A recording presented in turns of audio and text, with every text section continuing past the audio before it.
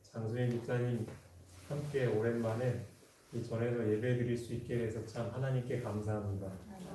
여러분 기도 덕분입니다. 그래서 하나님께서 빨리 낫게 해주셨어요. 예, 함께 기도해 주신 교우님들도 감사의 인사를 드립니다. 그러니까 우리 몸이 건강한 것이 참 우리 모두의 건강과 행복인 것 같아요, 그렇죠? 우리 몸에도 이제 손이 아프면 우리 온 몸이 이제 같이 그 어려움을 감당하는 것처럼 교우님들도 우리 교회라는 몸의 지체잖아요, 그렇죠? 우리가 이제 아픔을 겪으면 또 같이 아픔을 겪는 그런 공동체라는 것을 또 이번 기회에 다시 한번 좀 실감을 하게 됩니다. 아멘. 오늘은 부조와 선지자 5장의 내용을 좀 보겠는데요. 제가 따로 화면을 준비하진 않았습니다. 5장의 제목은 가인과 아벨이 시험을 받은 그런 제목입니다. 가인과 아벨이 시험을 받은.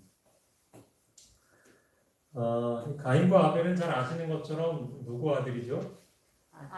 아담과 하와 사이에 나온 아들이죠. 가인이 형이고 아벨이 동생이었는데 같은 엄마 뱃속에서 태어났지만 이 두 사람의 성품은 너무나 달랐습니다. 아벨은 하나님께 충성하는 정신을 가졌어요. 그래서 아벨은 사실 그 자기 부모님이 이제 범죄했잖아요. 그래서 하나님께서 너는 죄인이다 이렇게 선고를 하셨는데 그 죄를 처리하시는 하나님의 모습 속에서 하나님이 얼마나 공의로우시고 얼마나 사랑이 많은 분인가 이런 것을 오히려 느꼈어요. 그리고 이제 하나님께서 그 구속의 계획을 딱 발표해 주셨잖아요. 지난 시간에도 우리가 들었지만 그 계획을 듣고 나서 이제 우리가 구원받을 수 있는 길이 이렇게나 하는 것에 대해서 감사하는 마음을 가졌죠. 근데 가인은 반대였어요. 그러니까 같은 사건을 놓고도 오히려 자기 부모님에게 선고했던 그 저주 있잖아요. 땅을 향한 저주, 이 세상을 향한 저주의 선고. 어떻게 하나님이 이런 것을 저주를 선고하실 수 있나? 오히려 그것 때문에 불평하는 마음을 가졌습니다. 그리고 하나님의 공의와 권위에 대해서 의심을 품었습니다. 또 이따가도 이야기 드리겠지만 하나님이 이 사람을 구원하는 방식을 딱 하나 정해놓고 우리 이 사람에게 그것을 따라야만 한다 이렇게 말씀하시는 그 하나님의 태도가 굉장히 독선적이라고 느꼈어요. 가인은. 그래서 오히려 같은 사건을 놓고도 아벨은 하나님의 사랑을 발견했던 반면에 가인은 오히려 하나님의 성품을 의심하고 하나님을 불평하는 마음을 갖게 됐습니다. 그게 이제 하나님께서 그들에게 시험을 주셨던 이유이기도 합니다. 그 학교에서 학생들이 시험 보듯이 시험을 치르면은 내가 잘하는지 못하는지 대로 평가가 되듯이 이제 아담도 그렇게 시험 받았어요, 그렇죠? 잘 아시는 것처럼 뭘로 시험 받았죠? 아담과 하와는 그렇죠. 선악을 알게 하는 나무의 열매를 먹을 거냐 말 거냐 이걸 가지고 이제 평가를 받았죠. 마찬가지로 이제 그 가인과 아벨도 하나님께 드리는 제사를 가지고 이제 시험을 받게 됩니다. 그 시험의 목적은 무엇이었냐면 과연 이 두 사람이 하나님을 신뢰하고 또 하나님께서 주신 명령을 기쁜 마음으로 순종하느냐 이제 이것이 평가가 되는 거예요. 그래서 그거를 잘 나타내면은 100점이 되는 거고 그게 잘 안 되면은 낙제죠, 낙제. 다시 해야 됩니다. 다시. 아시는 것처럼 하나님은 이미 사람의 구원을 위한 계획을 발표하셨잖아요. 잘 아시는 창세기 3장 15절. 그래서 이제 뱀의 후손과 여자의 후손 사이에 어떤 일이 벌어질지 밝혀주셨고 뱀은 여자의 후손의 발꿈치를 상하게 하지만 그 여자의 후손은 뱀의 머리를 상하게 한다 하면서 이미 승리까지도 선언을 하셨단 말이죠. 가인과 아벨은 사실 이 사실을 부모님께로부터 들었기 때문에 알았습니다. 이 내용이 뭘 의미하는지. 하나님께 제사를 지내려면 어떻게 해야 되는지도 이미 들어서 알고 있었어요. 특별히 그들에게 요구된 제물이 뭐였냐면 가축의 처음 태어난 것. 양의 첫 새끼 그것을 드려야 했어요. 그 의미가 뭐냐? 저의 죄를 용서받기 위해서 저는 예수님의 희생을 전적으로 의지하겠습니다. 그리고 저는 제 구원을 위해서 마련해 주신 하나님의 계획에 전적으로 순종하겠습니다. 그러니까 하나님을 신뢰하고 순종한다라는 표시였어요. 그게. 그러니까 단순히 양을 잡아서 피 흘리고 죽이고 하는 게 전부가 아니라 그것에는 나는 아무것도 할 수 없습니다. 하나님을 신뢰합니다. 저를 구원해 주세요. 저는 앞으로 하나님 뜻에 따르겠습니다. 이런 어떤 뭐랄까요, 정상적인 하나님과 사람의 관계가 이렇게 표현되는 게 바로 이 양의 새끼를 드리는 거였거든요. 그리고 거기에 추가해서 드리는 게 뭐였냐 하면 땅에 처음 익은 열매를 드리는 거였어요. 이것은 하나님께 이제 감사한 마음을 표현하는 그런 방식이었죠. 그렇죠? 이 두 형제가 이제 하나님께 명령을 들었어요. 이제 제물을 드려라. 제단을 쌓고. 그래서 이제 똑같이 제단을 쌓았습니다. 이렇게 두 개를 쌓았을 거예요. 그죠? 그리고 제물도 둘 다 가져왔어요. 근데 아벨은 아시는 것처럼 하나님의 명령대로 양떼 중에서 하나를 데려왔고, 가인은 그렇지 않았죠. 땅의 소산 중에서 챙겨왔죠. 근데 결과는 어떻게 됐어요? 누구의 제물은 받으셨죠? 아벨 제물은 받으셨어요. 근데 가인의 제물은요? 받지 않았어요. 받지 않았어요. 사실 아벨이 형이 이렇게 제물을 가져오는 걸 보고 이야기를 했어요. 형, 이거 하나님께서 원하시는 거 아니야. 그러니까 하나님께서 명령하신 대로 좀 하자. 그래야 서로 행복하지 않겠냐 이렇게 얘기를 했는데, 여러분 오히려 그렇게 얘기할수록 가인은 자기 뜻을 고집을 했거든요. 야, 내가 그래도 형인데 네 말을 들어서 되겠냐? 나도 다 생각이 있다고 하면서 제물을 고집부리고 가져온 거예요. 근데 가인이 제물을 드리긴 드렸어요. 그러니까 이 말은 하나님이 시킨 대로 하긴 한 거예요. 그렇죠? 근데 하나님께서 원하시는 정신은 없었어요. 그게 뭐였냐면 자기 죄를 뉘우치는 정신. 나는 하나님 앞에 죄인이고 하나님의 도우심이 없이는 구원받을 수 없는 사람이고, 그렇기 때문에 난 내 죄를 용서받기 위해서 정말 제 잘못을 뉘우치고 나오니 저를 받아주십시오 하는 그런 겸손한 정신이 없었던 거예요. 가인은.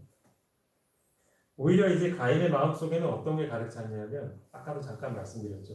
하나님을 향한 불평. 왜 하나님은 우리에게 이런 저주를 내리셔서 고생하게 하시나? 뭐 그런 거. 그리고 또 하나님은 왜 우리에게 이렇게 단 하나의 방법만을 요구하시는가? 독단적인 거 아닌가? 이런 어떤 의문이 가득 차 있었어요. 사실 가인은 그게 마음에 들지 않았습니다. 왜 예수님의 희생으로만 우리의 죄를 용서받을 수 있는 거야? 이 사실에 대해서 불만이 있었던 거예요. 또 내가 구원을 받기 위해서 하나님의 계획에 순순히 따르는 게 마치 뭐처럼 느껴졌냐면, 내가 무력하고 연약한 존재처럼 보이는 거예요. 여러분, 사람에게는 그런 본성이 좀 있는 것 같아요. 사람들 앞에서 이렇게 좀 이렇게 과시하고 자랑하고 싶고 좀 이렇게 높아 보이고, 그렇죠? 근데 오히려 반대로 사람 앞에서 내가 무시를 당하거나 저 사람은 아무 능력도 없어, 할 줄 아는 게 없어, 이런 인상이 비춰진다고 그러면 그 되게 굴욕적으로 느끼잖아요. 그렇죠? 그렇고 아마도 가인은 하나님의 명령이 그렇게 느껴졌던 것 같아요. 그 대신에 가인은 자신을 의존하는 방식, 자기를 높이는 방식을 선택을 한 거죠. 그래서 양의 피를 흘리는 대신에 자기 노력의 결과를 제물로 가져온 거예요. 그가 드린 제물은 하나님이 베풀어 주신 호의에 대한 감사의 표시였습니다. 가인 생각에는 그래도 하나님이 내가 이렇게 성의를 보였으니 이 제물을 가져와도 기뻐하실 거다, 이렇게 생각을 했어요. 그렇게 가인은 제단을 쌓고 제물을 드렸지만 아까 말씀드린 것처럼 가장 중요한 부분이 빠졌죠. 구속주의 필요성을 인정하는 일을 그는 거절한 거예요. 그러니까 그의 순종은 순종처럼 보였지만은 부분적인 거였죠. 그러니까 하나님 보실 땐 그건 순종이 아니었던 거죠. 가인과 아벨은 모두 죄인이었습니다. 예배에 대한 하나님의 명령으로 받아들였죠. 순종하는 것처럼 보였지만 둘 사이의 차이가 너무나 컸던 것이죠. 한번 성경을 찾아보실까요? 우리 성경 가지고 계신 분은 성경 한번 좀 찾아보실까요? 히브리서 11장 4절입니다.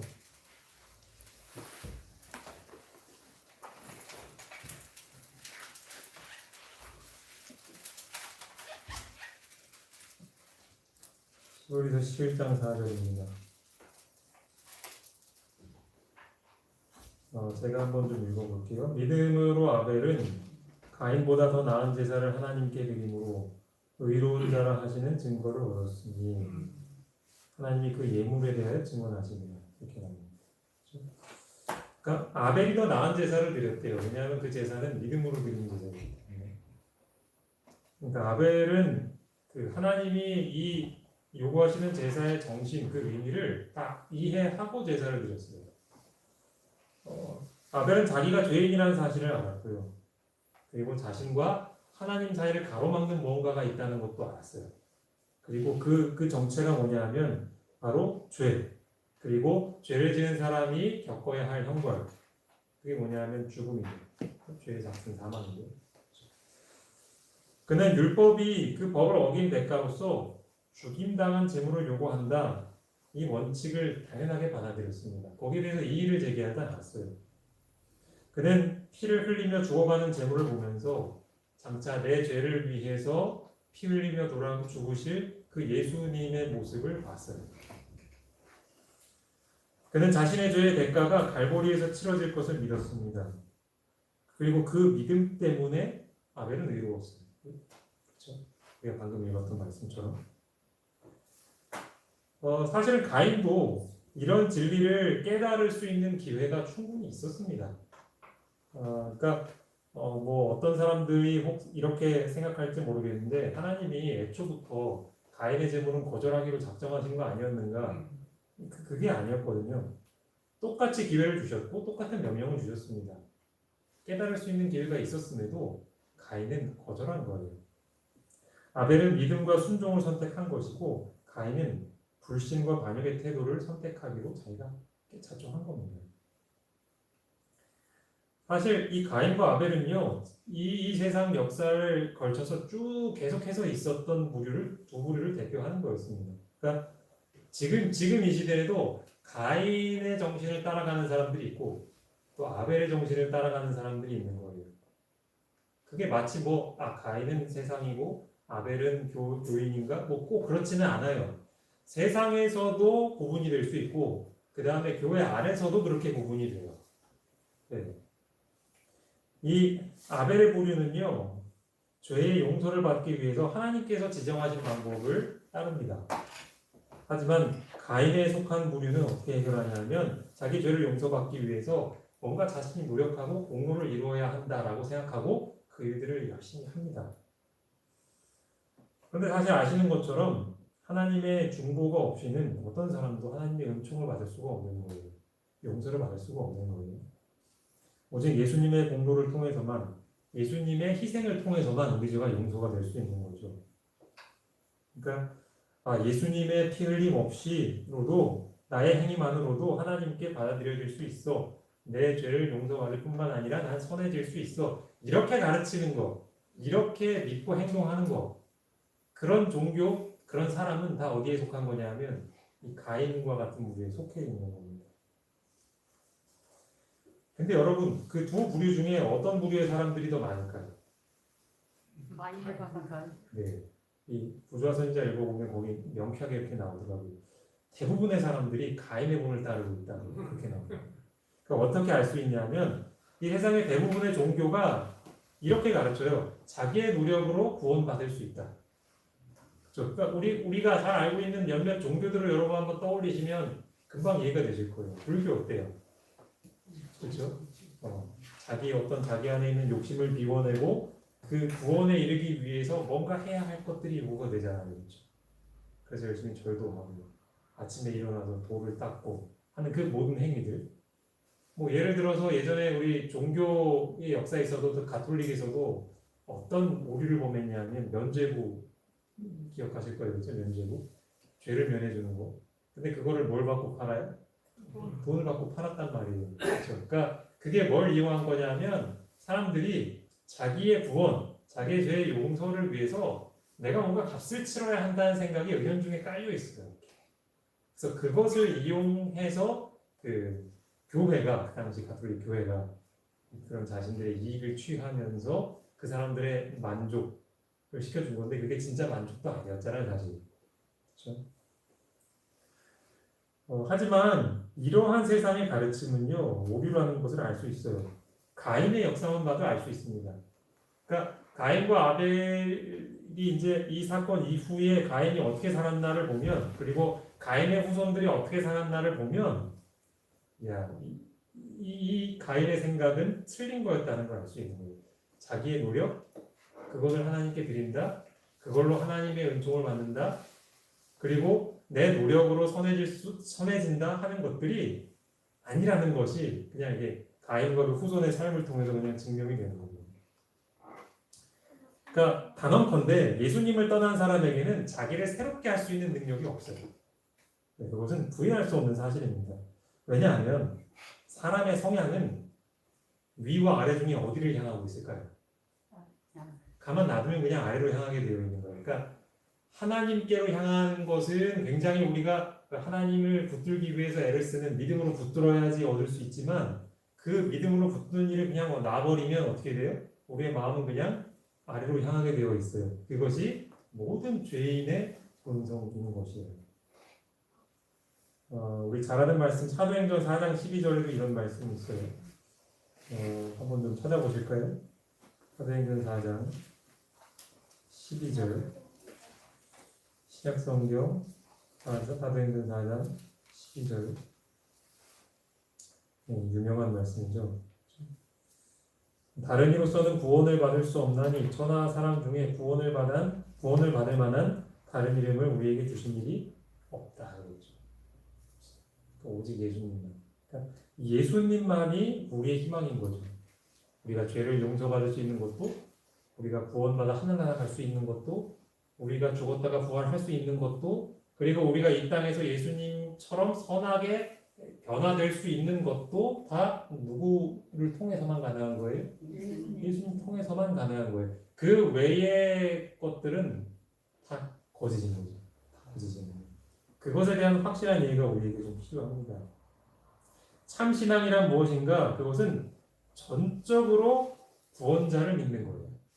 전적으로 구원자를 믿는 거예요. 한 90%쯤은 예수님 믿고 어떨 때는 10%는 내 노력이 좀 필요하다 생각하는 것, 그것은 참신앙이 아닌 거예요. 이러한 참신앙을 가진 사람들의 이 중요한 특징이 있습니다. 이게 뭐냐? 이것은 하나님께서 무엇을 요구하시든지 순종해요. 그 요구가 내 생각에 맞는 것처럼 보이든지 아닌 것처럼 보이든지 상관없이, 그 요구가 내가 지키기 쉽든지 어렵든지 상관없이, 그 요구가 제가 계속 반복되는 거니까 그냥 여기까지 할게요. 이 순종의 문제는 사실 이 지구 역사를 통틀어서 대쟁투의 큰 쟁점이기도 합니다. 그러니까 선악관의 싸움에 있어서 정말 중요한 쟁점이기도 해요. 어느 시대에나 이런 주장이 있었습니다. 하나님의 계명을 다 못 지켜도 괜찮다. 하나님은 은혜로우신 분이기 때문에 그래도 우리가 용서받을 수 있다. 이렇게 이야기합니다. 근데 이 문제에 대해서 성경은 분명히 이야기합니다. 아마 제가 이게 소개해드리면 아마 성경 어디에 나온 거 이렇게 떠오르시는 분들 계실 거예요. 믿음은 무엇으로 온전하게 될까요? 야고보서에 보면 믿음은 행함으로 온전하게 된다고 했어요. 그리고 순종이 없는 믿음은 어떤 믿음이에요? 네, 살아있는 게 아니라 죽은 거죠. 그러니까 형체는 멀쩡하게 보여도 그 믿음이 있는 것처럼 보여도 아무런 능력이 없는 믿음이다라는 거죠. 또 하나님을 요한은 또 뭐라고 얘기하냐면 하나님을 안다라고 하면서도 그분의 계명을 지키지 않는 사람은 어떤 사람이냐면 거짓말쟁이라고. 네, 그것은 진짜가 아니라고요. 그렇죠? 그러니까 우리가 말로 혹은 다른 사람들에게 믿음이 있는 것처럼 보이는 게 중요한 게 아니라 내 믿음의 증거를 뭐로 나타내야 하는 거예요? 행함. 하나님께서 요구하시는 곳에 기꺼이 따르는 것으로 나타나야 하는 거죠. 그게 하나님과 내 사이의 관계가 제대로 잡혀 있다라는 증거가 되는 거예요. 그러니까 아벨에게서는 그게 나타났는데 가인에게서 그게 안 나타난 거죠. 이제 가인이 자기 재물이 이제 안 받아들여지니까 몹시 화가 났습니다. 왜 하나님은 희생 제물 대신에 내가 정성껏 준비한 제물을 왜 안 받으시는가? 왜 아벨은 나처럼 하나님의 명령을 어기지 않고 혼자만 그렇게 순종하기로 선택했는가? 그런 것들이 다 불만인 거예요. 그래서 이 하나님을 향해서도 그랬고 아벨을 향해서도 그랬고 이 분노가 아주 굉장히 컸어요. 가인의 분노가. 하나님이 이렇게 보시는데 가인이 자기가 막 화를 내고 있잖아요. 근데 하나님 볼 때는 전혀 불평할 이유가 없는데도 그렇게 불평하고 있는 거예요. 근데 그를 그냥 내버려 두지 않으시고 그를 찾아오셔서 말씀하셨어요. 창세기 4장에 보면 이렇게 말씀이 나옵니다. 제가 읽어볼게요. 6절 7절에 여호와께서 가인에게 이르시되 네가 분하여 함은 어찌 되며 안색이 변함은 어찌 되느냐 가인아 네가 왜 화를 내느냐 화낼 필요도 없는데 그죠? 네가 선을 행하면 어찌 낯을 들지 못하겠느냐 선을 행하지 아니하면 죄가 문에 엎드려 있느니라 이야기하시죠. 그러니까 결국 네가 이렇게 낯을 못 드는 이유는 네가 선을 행한 게 아니고 악을 행한 게 아니겠냐 이렇게 얘기를 하시는 거죠. 만약에 가인이 예수님을 의지했다면 그리고 가인이 하나님의 요구에 순종했다면 하나님과 가인의 사이는 그렇게 어긋나지 않았을 거예요. 평안했을 겁니다. 그런데 가인은 하나님을 믿지 않았고 그리고 결국 죄를 짓기로 선택을 한 거예요. 그래서 가인은 자기가 당하는 어떤 결과에 대해서도 적어도 하나님께는 불평할 수가 없는 거예요. 왜냐하면 하나님이 잘못하신 게 없거든요. 하지만 가인은 여전히 마음속에 뭐가 있었냐 하면 아까도 말씀드렸다시피 하나님은 불공평하시다라고 생각했어요. 여전히. 그러니까 그 부모님이 겪었던 일을 생각해도 그랬고 자기와 동생 사이에 벌어진 일을 생각해도 그랬어요. 그리고 그의 마음에는 또 아벨을 향한 질투가 생겼죠. 그렇죠? 자기가 잘못한 걸 알면서도 동생이 질투가 나는 건 어쩔 수가 없는 거예요. 하나님의 받으심을 못 받았으니까. 가인은 아벨에게 화를 내면서 하나님이 너하고 나하고 이렇게 불공평하게 대하시는 거 이거 잘못된 거 아니냐 하면서 막 아벨에게 따졌습니다. 가인이. 그때 아벨이요 평소에는 굉장히 이 온순한 사람이었거든요. 그래서 형이 뭐라고 말하면 그래 이렇게 순응을 하는 사람이었는데 이때만큼은 아벨이 그러지 않았어요. 아벨이 굉장히 온유한 태도였지만 하지만 두려움 없이 할 말을 했습니다. 왜냐하면 이 순간은 지금 자기뿐만 아니라 누구도 지금 비난하고 있는 거예요. 하나님이 잘못됐다고 비난을 하고 있는 거잖아요. 그것을 이제 아벨은 바로잡지 않을 수가 없었던 거예요. 제가 요즘 표현으로 한번 이렇게 바꿔봤어요. 형, 잘못한 거는 하나님이 아니고 형이 한 거야. 하나님은 범죄한 우리 부모님도 사랑하셨잖아. 그래서 구원의 계획도 마련해 주시고 발표해 주셨잖아. 만약에 하나님이 우리를 사랑하신 게 아니라면 우리 부모님은 죄를 지은 즉시 죽었을 거야. 하나님의 아들이 그 형벌을 대신 받게 하지도 않으실 거라고. 근데 아벨의 말을 듣는데 가인이 이렇게 딱 들어보니까 그 말이 틀려요, 맞아요? 맞아요. 그러니까 더 화가 나는 거예요. 그렇죠? 그러니까 이런 아벨의 말을 듣고 가인의 분노가 막 더 치솟은 겁니다. 물론 가인도 아벨의 말이 100번 옳다는 거 멀리오는 인정이 됐지만 늘 자기 말을 들어오던 아벨이 이렇게 따박따박 옳은 말을 하나씩 하니까 막 화가 더 나는 거예요. 그래서 가인이 격분하게 되었고 여러분 아시는 것처럼 가인이 동생을 죽이게 된 거였죠. 그러니까 아벨이 죽은 건 아벨이 뭘 잘못해서 죽은 게 아닌 거예요. 그렇죠? 자기의 행위가 악하고 동생의 행위가 의로웠기 때문에 악한 형이 의로운 동생을 죽인 거예요.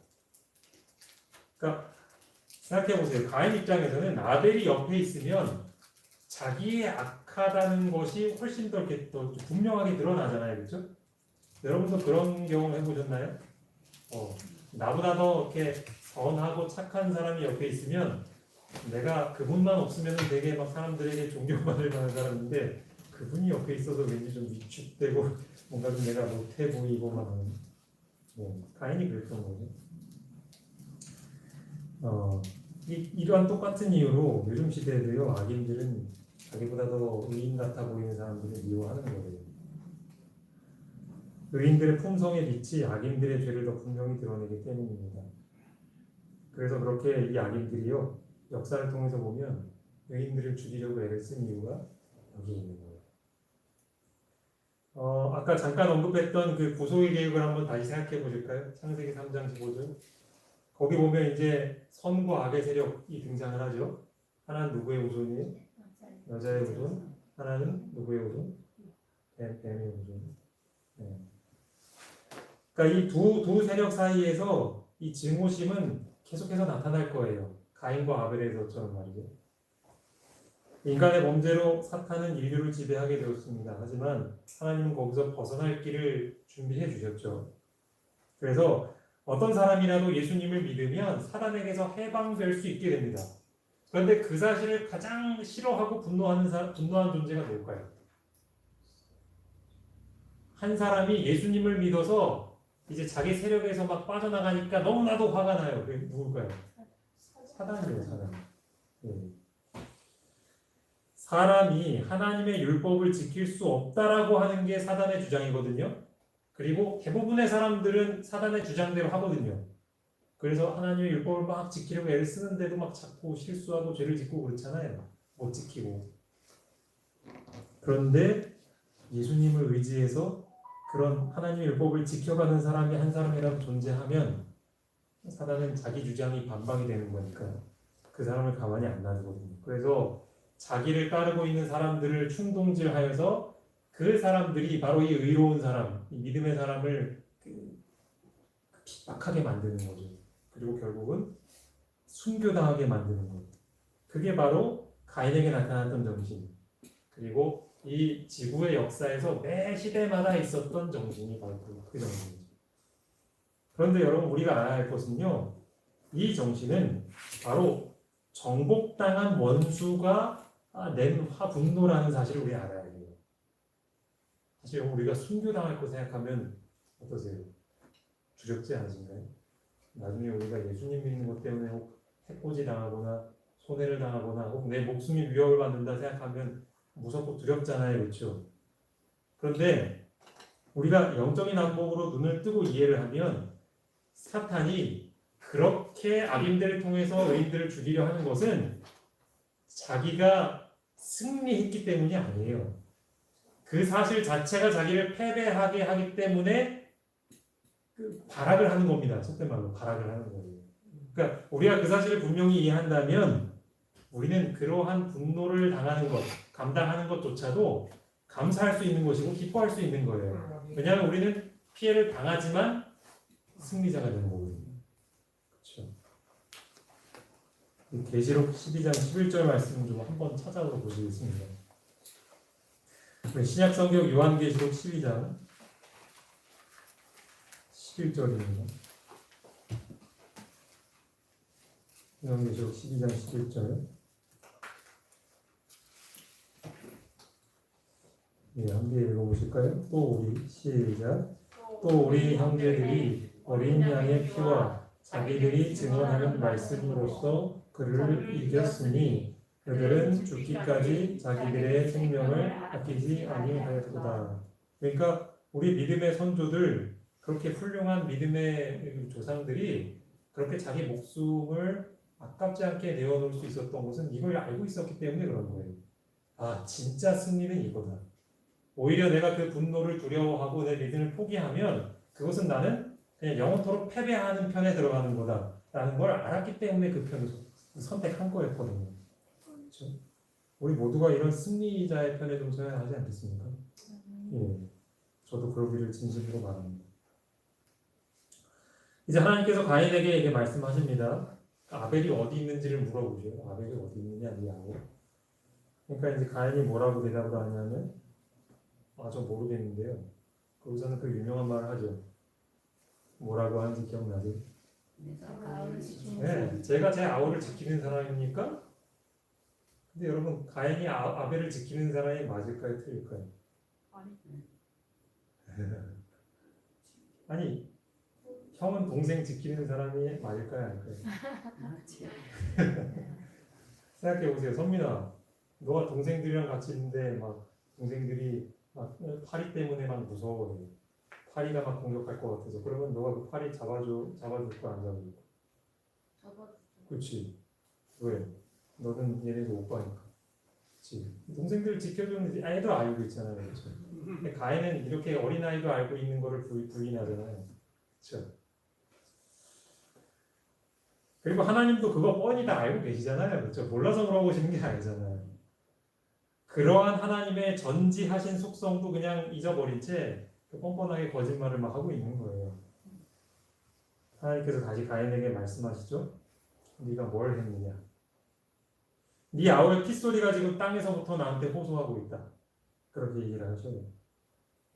가인은 그제서야 자신의 죄가 얼마나 흉악했는지 그리고 하나님 앞에 둘러댄 그 거짓말이 얼마나 흉악한 것인지를 느꼈어요.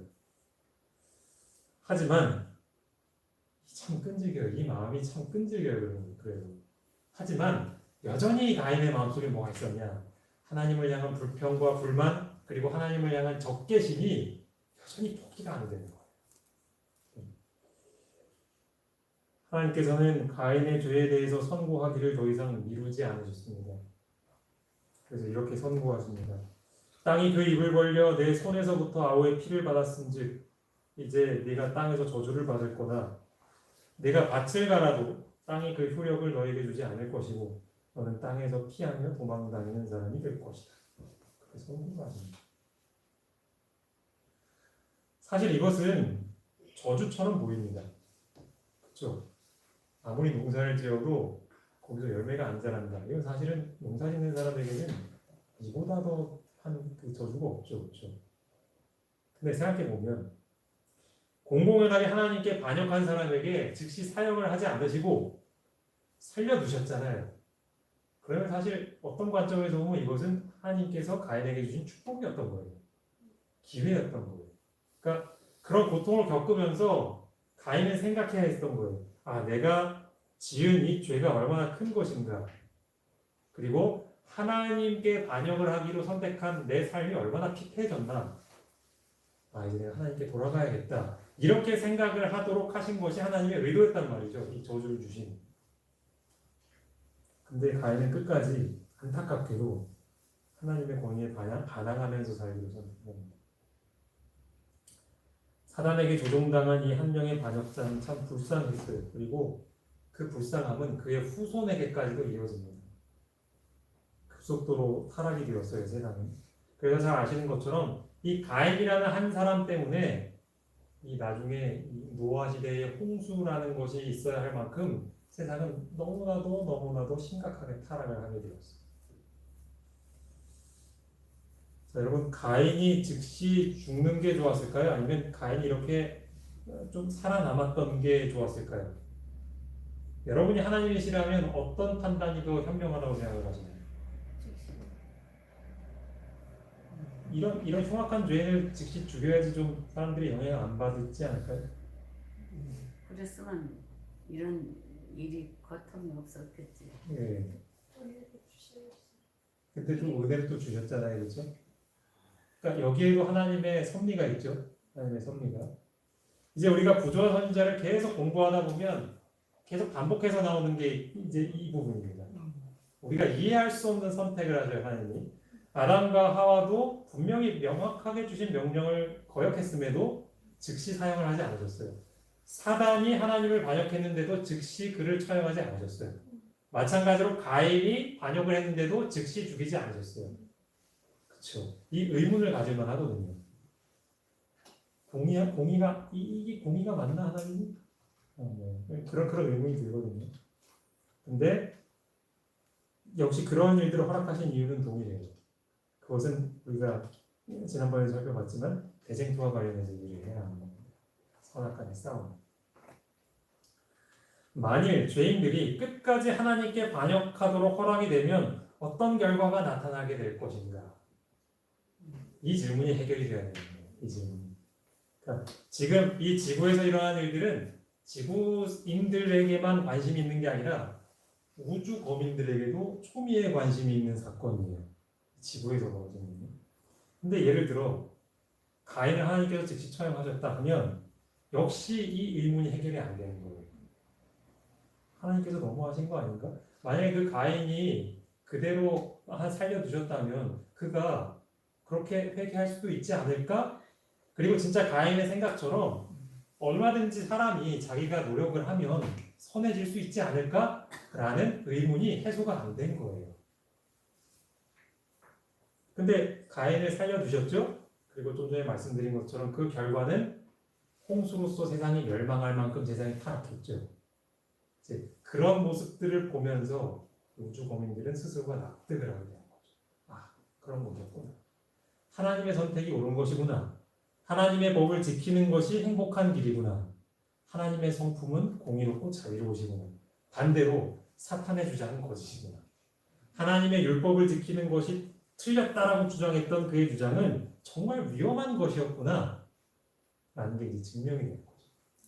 그러니까 하나님은 이런 큰 그림을 가지고 우리 유한한 인간의 시선으로 보면 이해가 안 되는 그런 선택을 하셨던 거였습니다.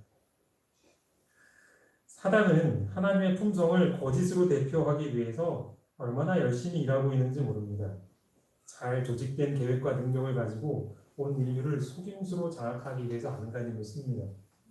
반면에 하나님은 그거보다 훨씬 더 광범위하고 포괄적인 계획을 가지고 이 선악간의 대쟁투에 임하고 계신 거예요. 전쟁을 하고 계시는 거예요. 하나님의 목표는 단순히 자기의 법을 어기는 사람을 그 반역자를 진압하는 거에서 그치지 않아요. 그랬으면 그냥 죄를 짓는 족족 다 처벌받았겠죠. 하나님은 온 우주 앞에서 반역의 진정한 본질이 뭔지를 드러내려고 하셨습니다. 이 과정 속에서 무엇이 옹호되는가? 하나님의 성품이 옹호가 되고 또 하나님의 율법이 옹호가 되는 거예요. 다시 말해 하나님의 성품을 따르는 것이 진짜 행복한 삶이야. 하나님께서 우리에게 지키라고 요구하시는 법은 그것이 아무리 우리가 보기에는 아닌 것 같아도 그거야말로 행복한 길이야 라는 것을 우주 거민들과 지구의 모든 사람들이 다 납득하기를 바라신 거죠. 그렇죠? 그러니까 하나님의 큰 그림은 이제 이런 식으로 계속해서 전개가 되고 있는 것이었죠. 그러니까 말씀드린 것처럼 다른 세계에 사는 우주 거민들도 이 지상에서 일어나는 사건들을 관심 있게 지켜보았고 또 아까 말씀드린 것처럼 이 홍수 전 상황까지 일어나는 이 지구 사람들의 모습을 보면서 이제 납득이 되는 거죠. 하나님의 판단과 하나님의 법이 받아들여지고 납득이 되는 거죠. 그러니까 이렇게 대쟁투는 진행되면 될수록 하나님 정부의 원칙들이 옳다. 반면에 그것이 틀렸다라고 주장해왔던 사단의 속임수는 틀렸다. 이것이 이제 증명이 되어가고 있었던 겁니다. 결국 이 대쟁투가 마무리되는 그 시점은 이제 이 죄의 창시자인 사단이 멸망당하는 거겠죠. 그리고 사단을 따르던 사람들도 함께 멸망하는 것이 되겠죠.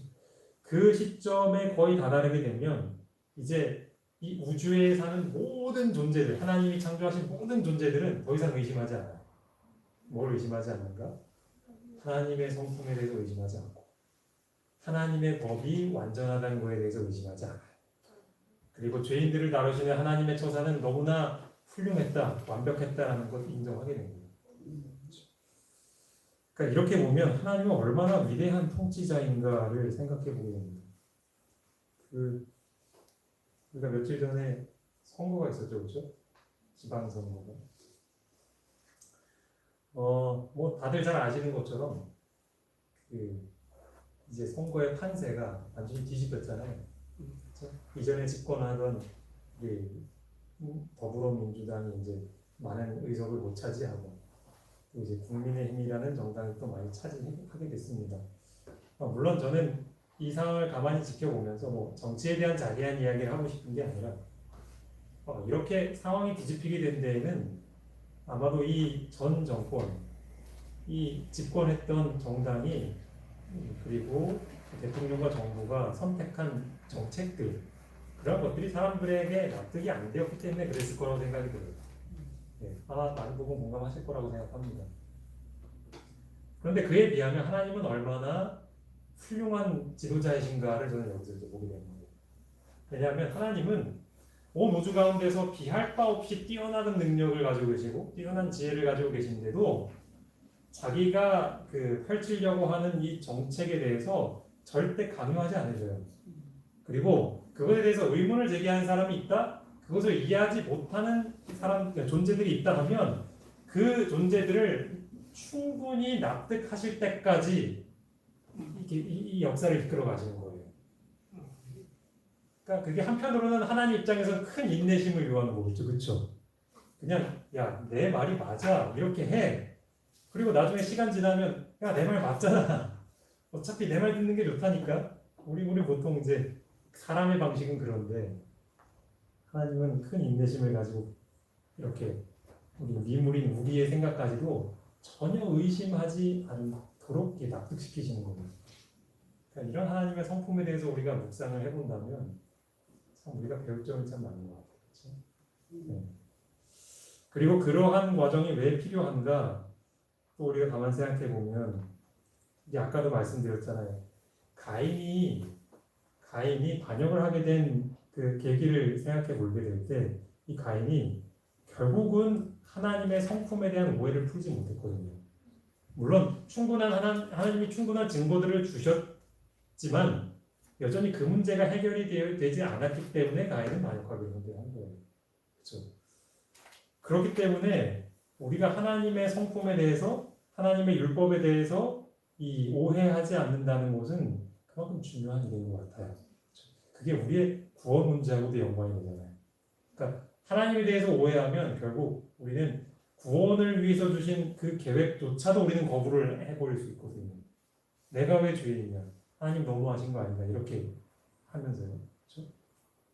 그래서 오늘 우리는 이 5장의 내용을 다시 한번 생각해 보면서 우리를 끝까지 납득시키시고 설득하시는 그런 하나님의 모습을 좀 기억하면 좋겠습니다. 그리고 왜 하나님은 본인이 그렇게 인내하시고 그렇게 희생을 감수하시면서까지 우리를 설득하려고 하시는가? 그 중요성도 좀 우리가 생각해 봤으면 좋겠어요. 그것을 우리가 이해하게 된다면 우리가 하나님의 성품을 이해하는 일을 위해서 더 많은 시간과 노력을 투자하지 않겠는가?